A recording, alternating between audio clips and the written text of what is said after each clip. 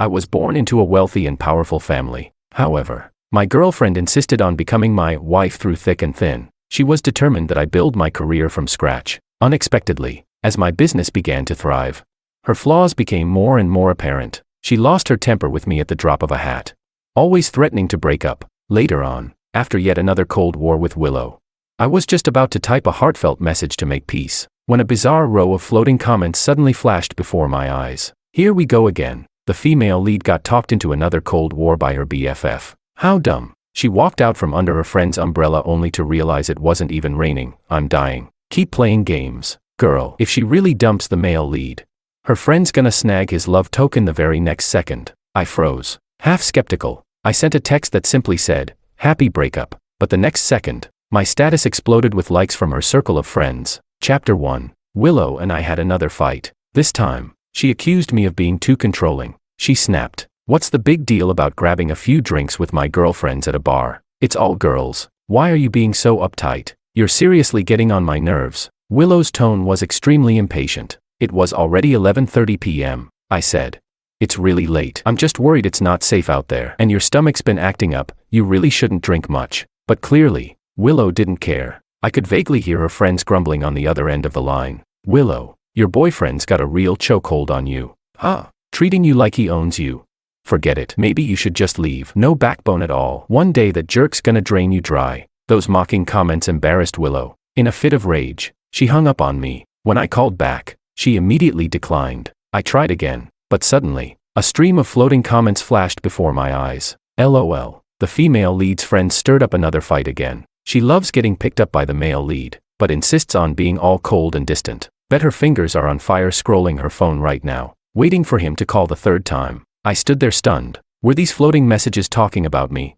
Was I the male lead? Was Willow the female lead? It did kind of make sense. Willow was always awkward and prone to cold wars, but if I made the first move to reconcile, by the third try, she'd usually give in with a reluctant, "Okay." The comments were already pushing me to call again, but my focus shifted to the very first comment. Stirred up, her friends. I frowned and, feeling frustrated, dialed a different number. I asked, "Why do you keep dragging Willow to bars? Don't you think staying out that late is too much?" There was a pause on the other end. A cool, emotionless voice responded, "When did I ever ask Willow to go to a bar?"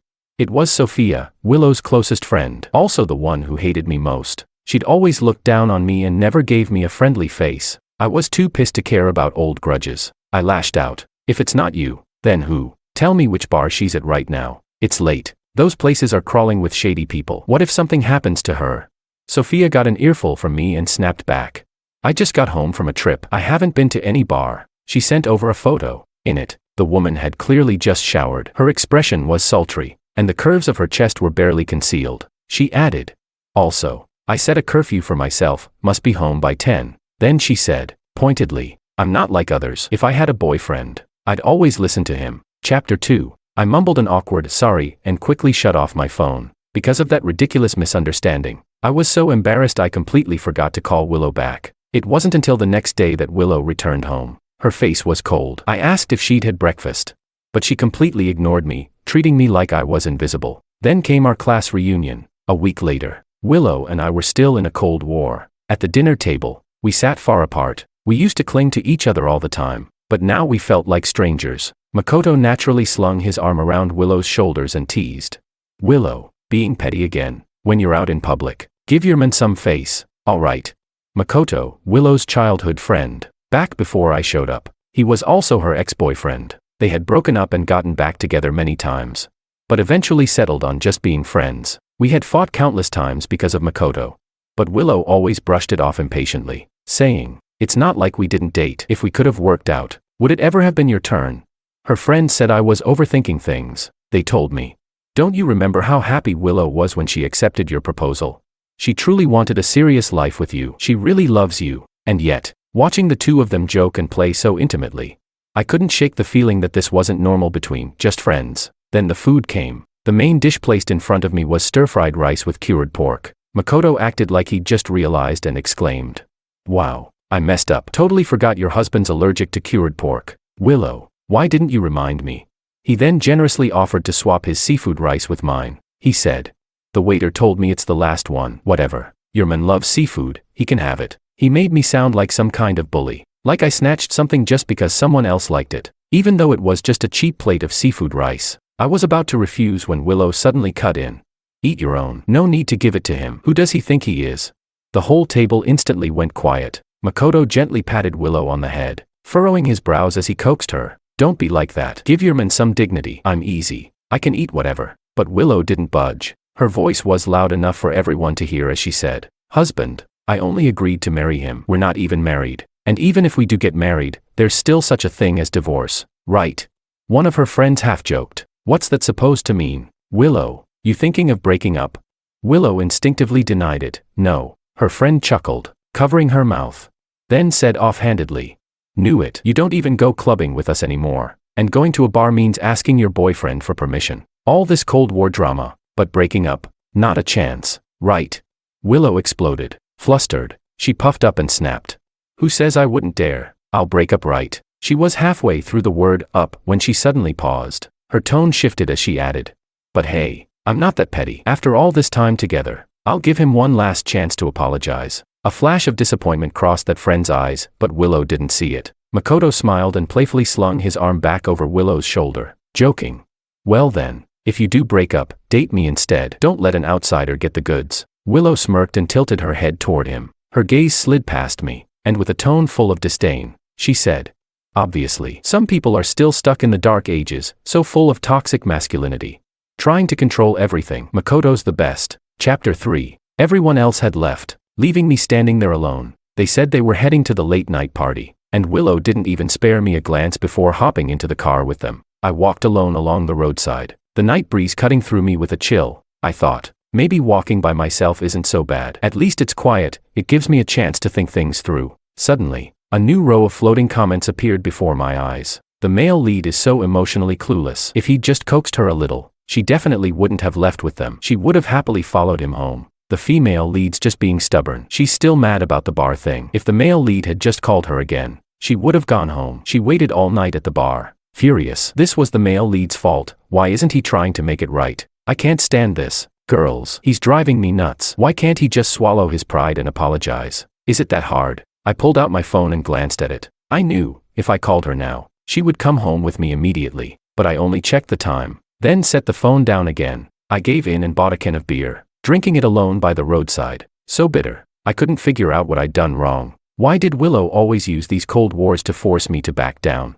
I used to think it was just her personality, but it wasn't. She never threw tantrums at anyone else. Even when friends scolded her for no reason, she'd wonder if it was her own fault, and then try to please them. She didn't have a bad temper, she just had a bad temper with me. Every time she got angry, she'd use the word breakup to provoke me, because I'd always give in. But this time, she miscalculated. I walked for 3 hours and finally arrived at the gate of our residential complex. Even though I was so exhausted I nearly passed out, I still didn't call Willow. Chapter 4. When I got back, I packed up my things and moved out without hesitation. For the next 3 days, I didn't message Willow once. Then, surprisingly, she took the initiative to call. In a cold voice, she said, "Hey, pick me up at 8 tonight. I need you to take me to a dinner event." Even though her tone was chilly.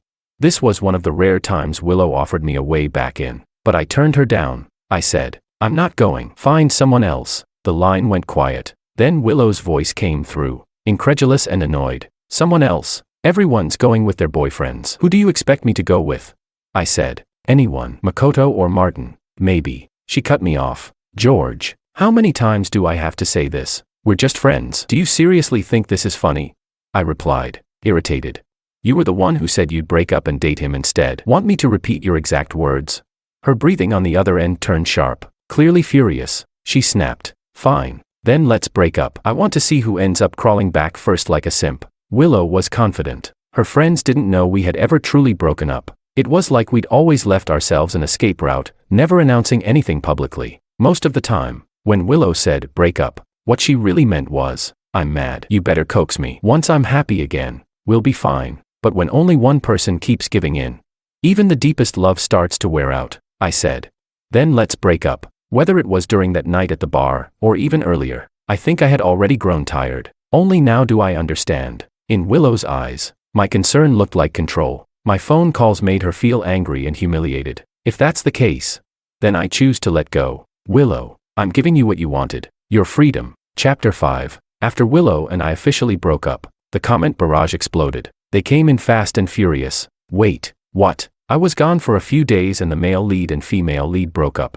Ugh. I'm so annoyed. It has to be that group of so-called girlfriends again. Egging her on. Misery loves company. They're single and can't stand to see others in love. LOL. The female lead walked out from under her friend's umbrella and realized it wasn't even raining. Dead. Keep playing games. Girl, now that you've really dumped the male lead, one of your friends is gonna snatch up his love token real quick. Come on, male lead. Get it together. She's out here flirting with other guys. Go get yourself a hot influencer girlfriend or something. Truthfully.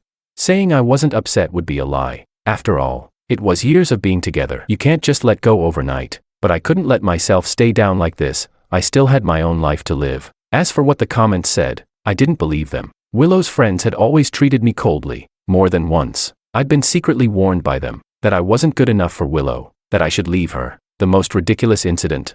Sophia once cornered me at my door and asked bluntly what I saw in Willow. I thought she was just screening me on her friend's behalf.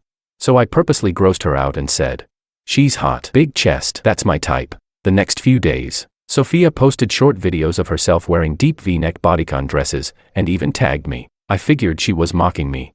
So I clapped back, calling her a cheap, tacky flirt. Asked if her family went bankrupt or something. Was that why she was dabbling in softcore content now? It pissed Sophia off so badly. She deleted all the videos the next day. But now, seeing these new comments, I started to hesitate. I tested the waters and posted, "Back to single life. Happy breakup." It was already 2 a.m. I didn't think anyone would care, but to my surprise, the post blew up with likes in seconds. People who had never interacted with my posts were suddenly lining up to like it. I blinked, counted. They were all Willow's friends. Refreshed the feed. A brand new post popped up, just 1 minute ago. From Sophia, 24 years old, 170 centimeters, 36D, top-tier university degree, no ex, no crush. Curfew at 10. Hates drama. Totally obedient. Currently single and available. Feel free to flirt. I thought of the comment about getting a hot influencer girlfriend. And tapped into Sophia's profile. I messaged her. "Hi." She replied instantly. "So you're finally asking me out? Want to go public now?" I replied. Deadpan. "I didn't message you to hit on you." Her last message was immediately unsent. Then she replied. "Oops. Wrong person. What's up?" I sighed. "Is Willow with you? Can you get her on the phone?" There was a pause. Then she sneered. "She's not here." "What? You think I'm your messenger pigeon? I'm not part of your couple drama." I explained. "It's not like that. We broke up. I'm reaching out because I want to return her things." I was running out of options. After dating so long, Willow had left a lot of her stuff at my place. The little things. Fine, whatever. But she also left some valuable items. Her rings, her designer bags. I tried sending them via courier. But every time they arrived, Willow wasn't home. These were expensive, needed a signature in person. This stalemate couldn't go on, so I thought of asking Sophia for help. She replied, "Oh, so you really did break up." For some reason, her tone suddenly softened, almost cheerful. She said, "Just send it over by courier. She's here." I blinked. "Didn't you just say she wasn't there?" She replied, "Did I? Must have forgotten. I'm 3 years younger than Willow. You know, young girls are forgetful. Isn't forgetfulness a symptom of old age? Or was she just trying to emphasize how young she was?"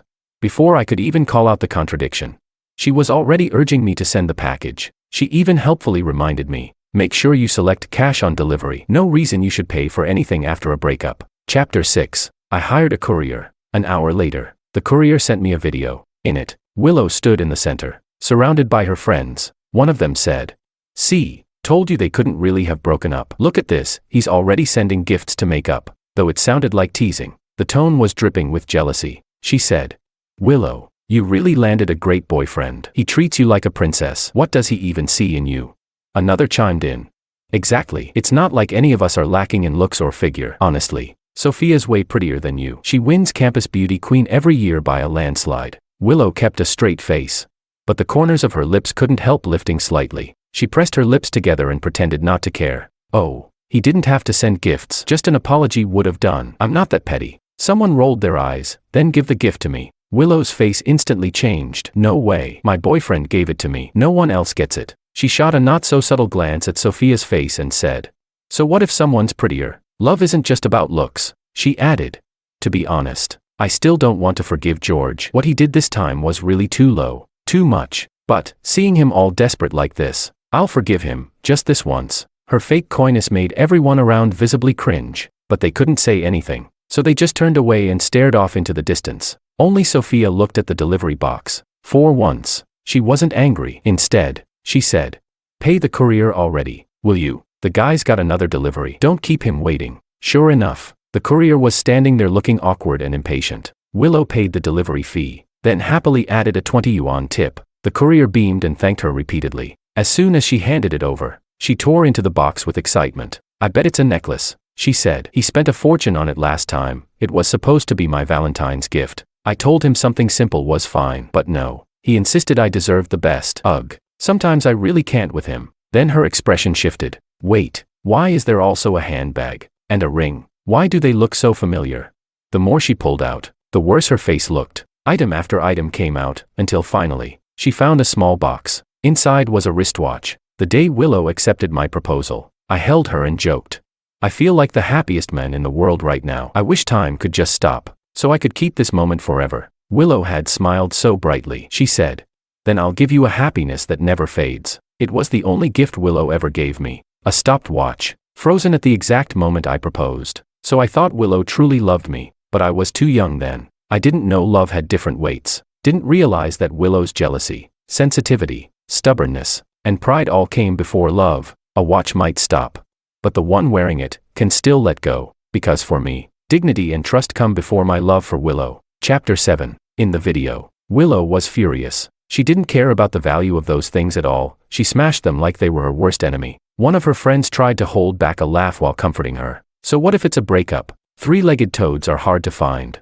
but two-legged men are everywhere. Look on the bright side, he returned your stuff, but didn't ask for the gifts he gave you. At least that means George isn't some petty jerk." The comment barrage lit up again. The female lead's friends are so toxic. Always bad-mouthing the male lead, saying he's cheap, stingy, won't even buy her a house for security. They just want free benefits. Always stirring the pot. Always sowing discord, saying all rich guys are trash. That the male lead's probably cheating behind her back, pushing her to demand a bigger dowry just to break them up and take his place. Thank God our girl actually loves the male lead. She didn't fall for their tricks. I swear, I'm shipping them so hard. Please get back together. The comments said Willow loved me, but I didn't believe it. If she loved me, why didn't she ever get angry when her friends trashed me like that? She was always so chill with them, never lost her temper. Even when they slandered me behind my back, she stayed close to them, told them everything about our relationship, down to the pettiest little fights. That kind of so-called love the comments talked about. It's nothing but a castle in the air, a beautiful illusion, like moonlight in water. That night, Willow made it official on social media. She and Makoto were now a couple. Her post read, "After everything, the one I love most has always been right beside me." As if aiming it at someone, she added, "Even if someone regrets it, I won't forgive him. This is the price he pays for what he did." All her friends, except for Sophia, liked the post in perfect unison. A minute later, Sophia posted her own status. "What a slut. Absolutely disgusting." Willow immediately commented with a question mark. Sophia replied, "Didn't say it was about you." Willow followed up, "I didn't say it was me. I just asked who you meant." Sophia, "Don't mind it. Oh, by the way, guess what? I might be starting a new relationship." Sophia again, "Didn't you see? I said I'm about to start dating someone."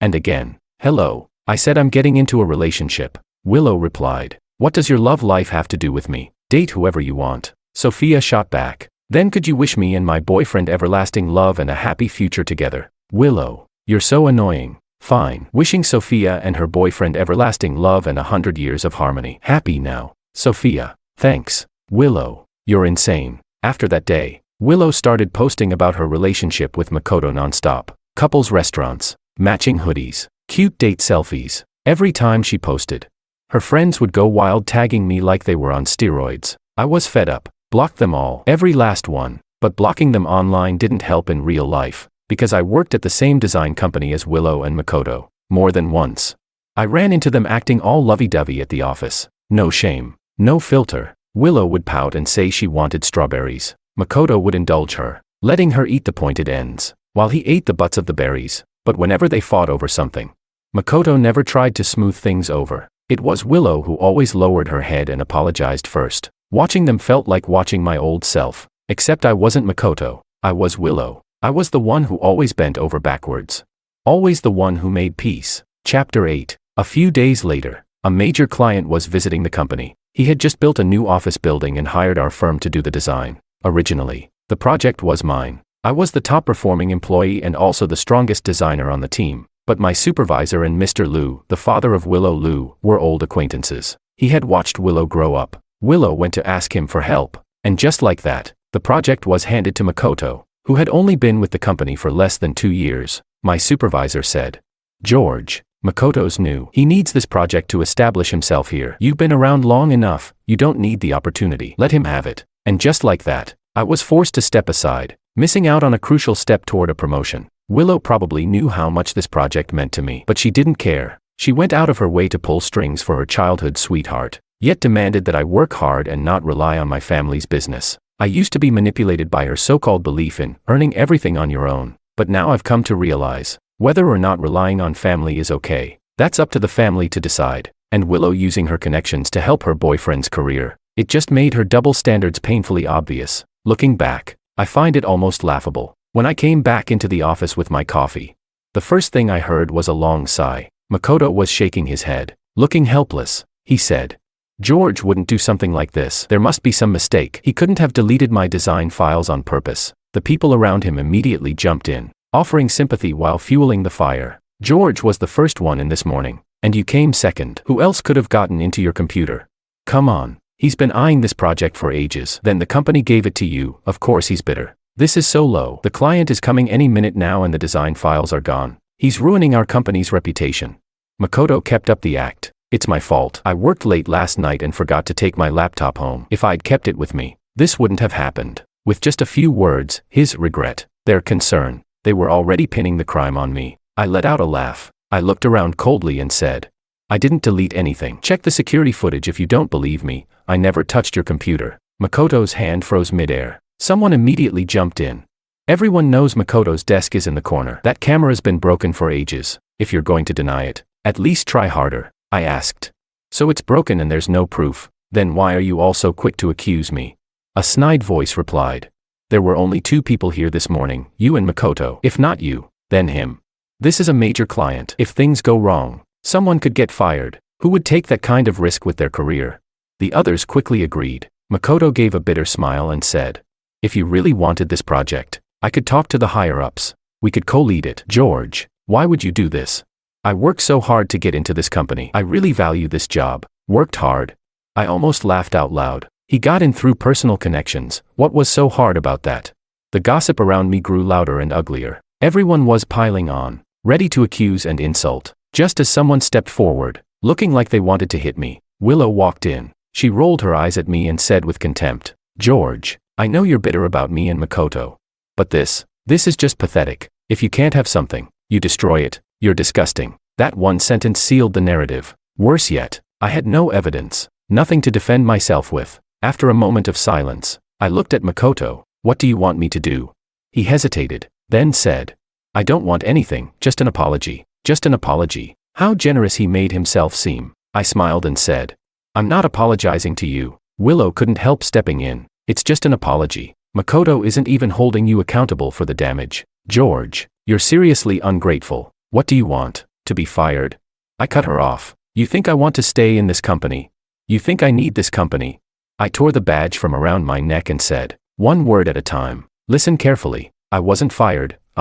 George, am quitting because I looked down on you. Makoto." I looked around at my coworkers, people I had spent every day with. They all avoided my gaze. They knew what kind of person I was. But now that Makoto had the client and was clearly on the rise, they couldn't wait to suck up to him, twisting truth and logic along the way. I said, "I have no desire to work with people like you anyway." Willow reflexively asked, "Then where are you going?"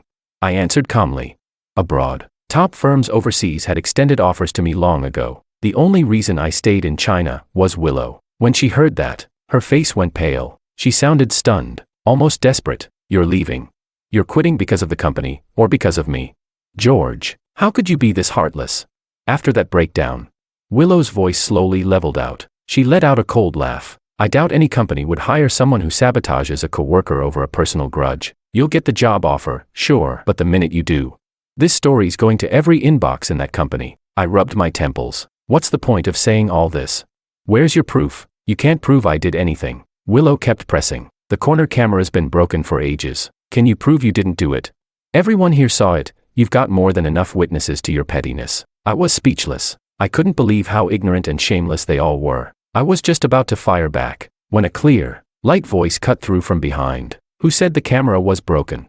Chapter 9. Amid a chorus of gasps, Sophia walked in slowly. Her eyes passed over me briefly before shifting elsewhere. She blinked and said, I wasn't aware our company installed broken surveillance systems. Sophia and Willow had always been best friends. Willow worked in the company's procurement department, and when the company needed to install surveillance, it just so happened Sophia's firm specialized in security tech, so all the company's camera equipment came from her. Makoto fell completely silent. Sophia's words instantly shattered the atmosphere in the room. Makoto, clearly flustered, spoke quickly, as if trying to get ahead of something. No, I just meant the camera in the corner where I work. It's been broken for a while, but it didn't affect day-to-day operations, so I didn't mention it. It never got fixed. Willow walked over and asked, Sophia, what brings you here today?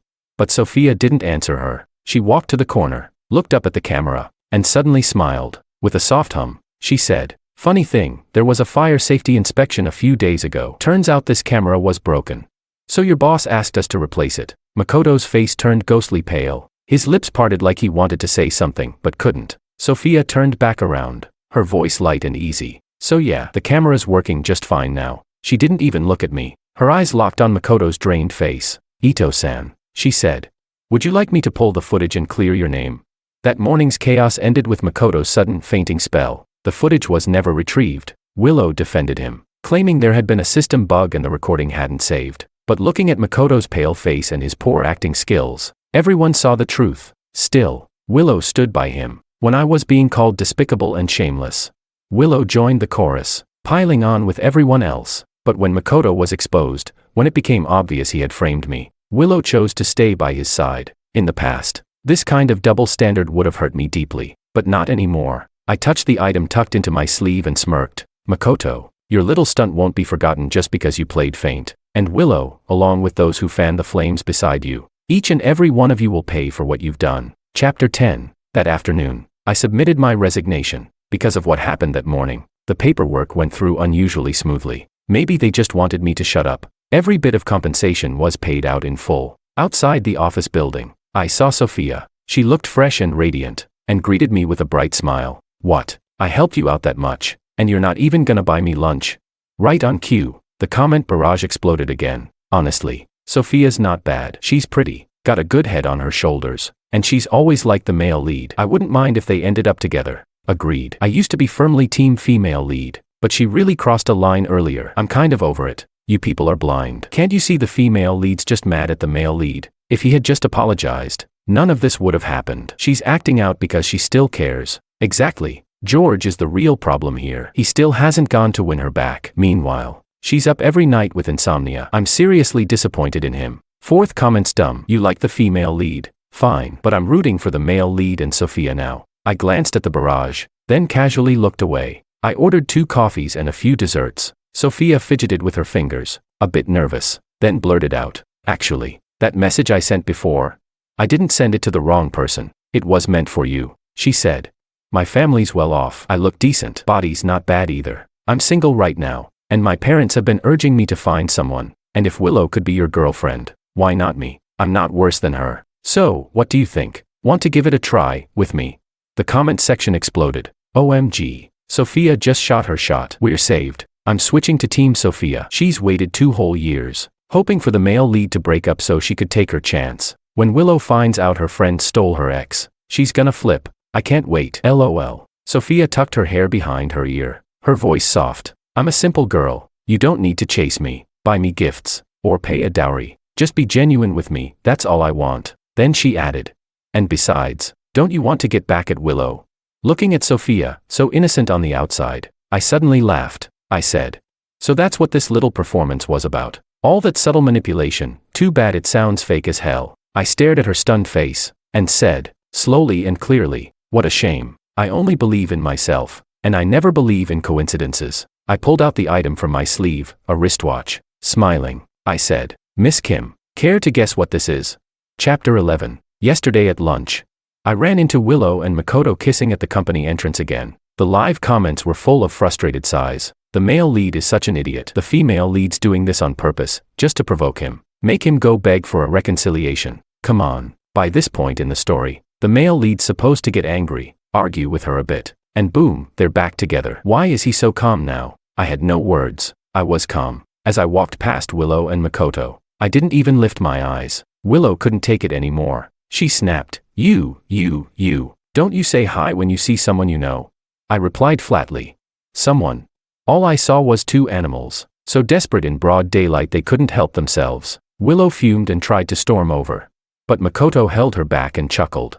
No need to get mad, Willow. He's just a bitter single guy with no girlfriend. Honestly, it's kinda pathetic. The comment section added, Are the leads ever getting back together or not? I swear I signed up for a rom-com, not to watch this third wheel act high and mighty. Relax, it's coming. Tomorrow the second male lead messes up big time, frames the male lead for deleting his designs, and once the truth comes out, the leads make up. Right.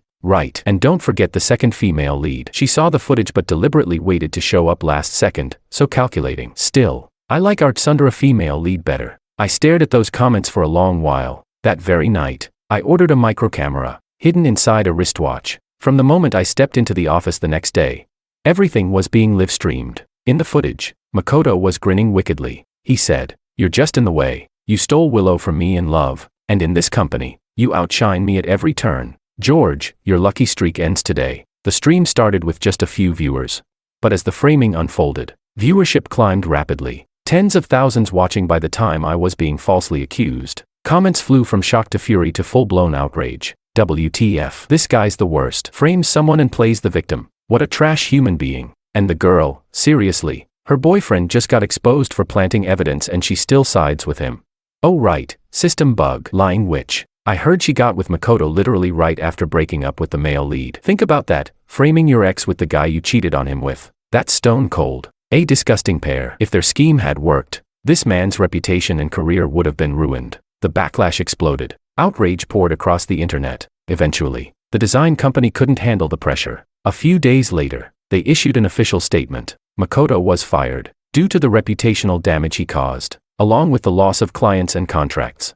They were pursuing legal action and financial compensation. As for the other main character, Willow, her situation wasn't much better. Her photo went viral. Her identity and background were dug up. Even her family came under fire. Mr. Liu, her father, was furious. He dragged her home that same day and punished her according to the family's rules. Willow ended up collapsing and was rushed to the hospital. She couldn't get out of bed for a month. The moment she woke up, the first thing she did was try to call me. Of course, I didn't answer. She tried again with different numbers, until I got annoyed and changed my number entirely. At the same time, the overseas company I'd been in contact with had sent my official job offer. The day before I was set to leave the country, I ran into Sophia again. She looked tired. Her clear eyes fixated stubbornly on mine. She asked, You were with Willow for so long, why not give me a chance? I paused mid-step and asked back, But why should I give you a chance?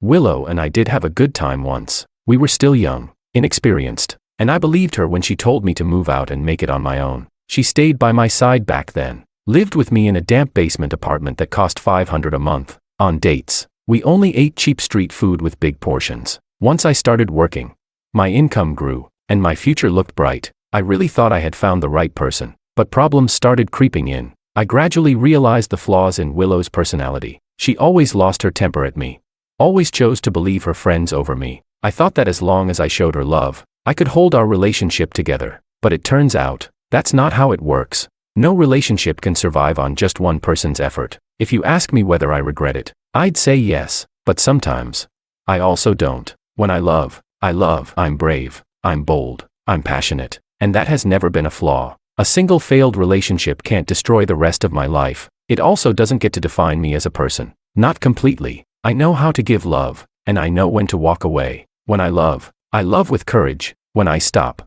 I let go with clarity. Sophia's expression darkened. She said, Fine, I admit it. I admit I was calculating. I admit I showed up on purpose. At the exact moment I'd have the most impact. But I only did it to leave a good impression on you. Her confession came quickly, almost like she was accusing me now. George, you're too suspicious. Isn't it normal to want to show your best side to someone you like?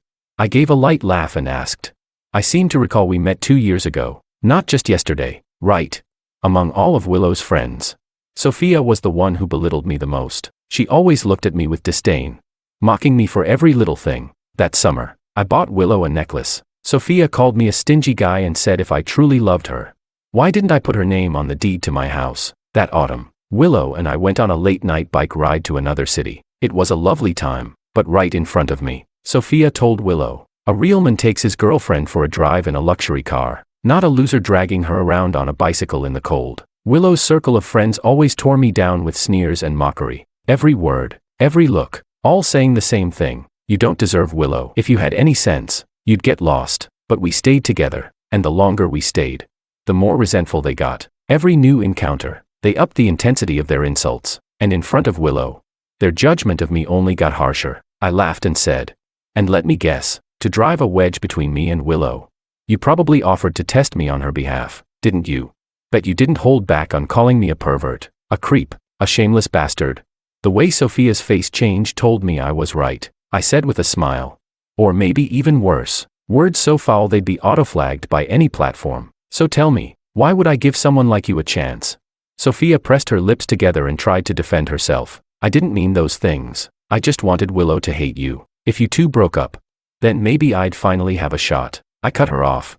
So your so-called love is built on lies, manipulation, and slander.